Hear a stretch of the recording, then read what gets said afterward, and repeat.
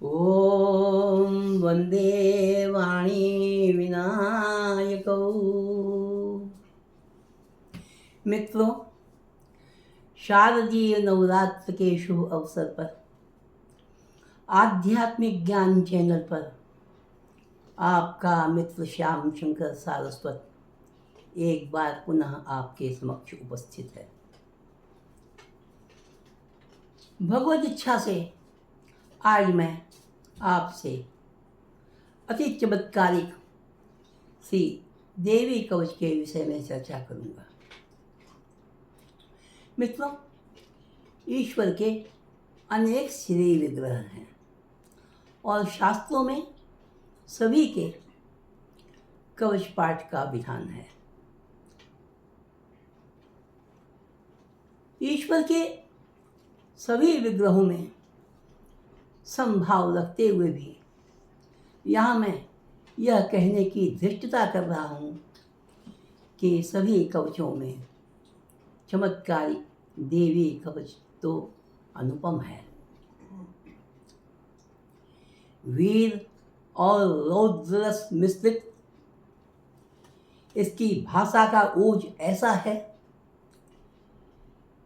कि नपुंसक की शिराओं में भी गर्म गर्म खून उबाल खाने लगे। समस्त देवी कवच ब्रह्मा एवं मार्कंडेय संवाद के रूप में है। कवच के प्रथम श्लोक में महर्षि मार्कंडेय पितामह ब्रह्मा से कहते हैं, यद्गुह्यं परमं लोके सर्वरक्षाकरंद्राम यन्न कस्यचिदाख्यातम तन्मे ब्रूहि पितामह। यानी सभी भूतों के कल्याण और सुरक्षा के लिए यदि कोई गुप्त कारण है तो आप उसे मेरे समक्ष प्रकाशित करने की कृपा करें। प्रत्युत्तर में श्री ब्रह्मा कहते हैं, अस्ति गुह्यतमं विप्र सर्वभूतोपकारकं दिव्यास्तु कवचम पुण्यम तत्पुरुषो महामुने। हे विप्र, सभी भूतों के उपकार के लिए, सभी प्राणियों के उपकार के लिए मैं तुम्हारे समक्ष देवी कवच का वर्णन करता हूँ, जिसे तुम ध्यान से सुनो। तो सर्वभूतोपकारकम, यह देवी कवच सर्वजन के लिए है, सभी के लिए है। किंतु फिर भी मैं यहाँ आपसे एक बात कहना चाहूँगा कि जो बच्चे विद्याध्ययन पूर्ण कर चुके हैं या करने वाले हैं और कार्य क्षेत्र में प्रवेश के लिए उद्यत हैं, उनके लिए यह देवी कवच आवश्यक ही नहीं बल्कि मेरी दृष्टि में तो अनिवार्य है। कवच की महिमा इसके इन दो श्लोकों से स्वतः स्पष्ट है।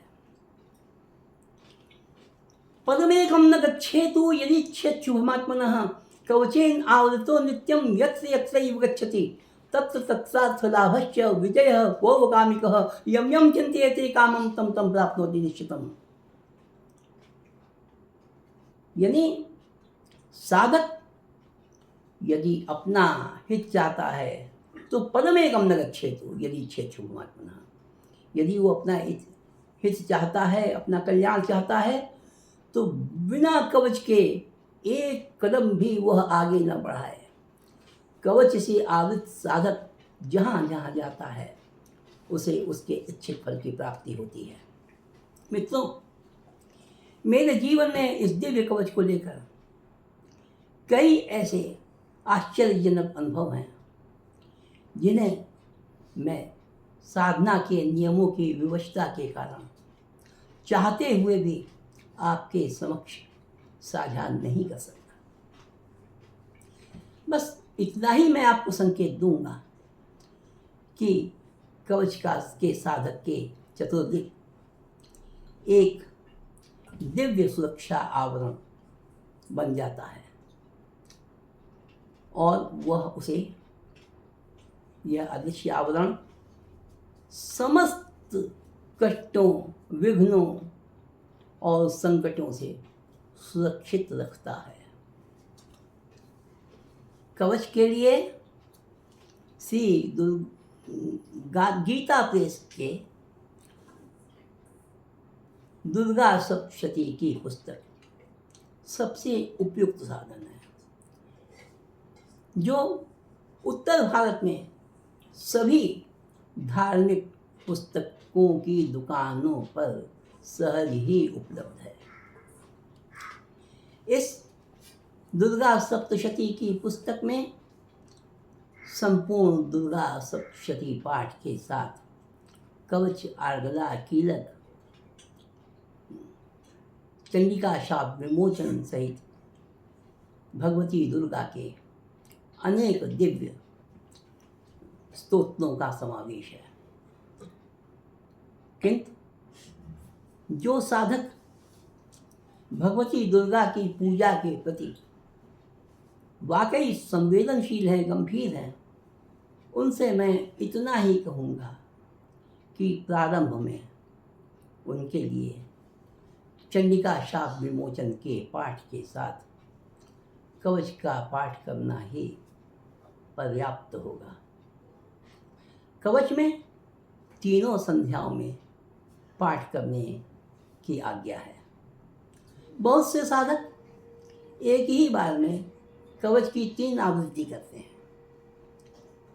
जो साधक ये भी नहीं कर सकते, उनसे तो मैं मात्र इतना ही कहूँगा कि भगवती के श्री विग्रह अथवा चित्र के समक्ष उनका पूजन करके पूजनोपरांत चंडिका शाप विमोचन का पाठ करें।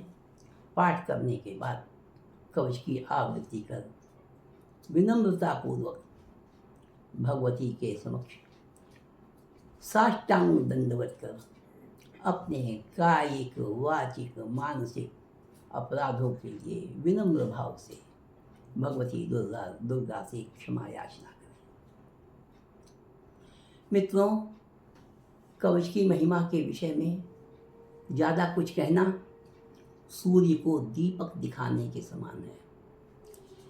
इस संबंध में कवच की स्पष्ट उद्घोषणा है। वो कहता है कि विषमे दुर्गमे चैव भयाताः शरणं गताः न तेषां जायते किंचित अशुभम रणसंकटे नापदम तस्य पश्यामि शोक दुख भयम नहीं यैस्तुत्या स्मृतानूनम तेषां वृद्धि प्रजायते ये त्वां स्मरन्ति देवेशी रक्षसे तान्न संशयः। तो मैं कह चुका हूँ, कवच सर्वजनों के लिए है, सर्वजन के लिए है। किंतु मैं वाणी को विराम देने से पूर्व एक बार फिर इस बात को दोहरा रहा हूँ कि जो बच्चे विद्याध्ययन पूर्ण कर चुके हैं, यहाँ करने वाले हैं और कार्य क्षेत्र में प्रवेश करने को उत्सुक हैं, उनके लिए तो यह कवच अमृत तुल्य है। मैं अपनी बात कह चुका। जो कुछ भी कवच के विषय में मुझे कहना था मैं संक्षेप में कह चुका। अब आप अपनी इच्छा के अनुसार जैसा उचित समझें वैसा करें। इन्हीं शब्दों के साथ मैं श्याम शंकर सारस्वत अपनी वाणी को यहीं विराम देता हूँ। श्री जगदम्बा चरणम शरणम। ओम तत्सत। जयति सनातन धर्मः। ओम।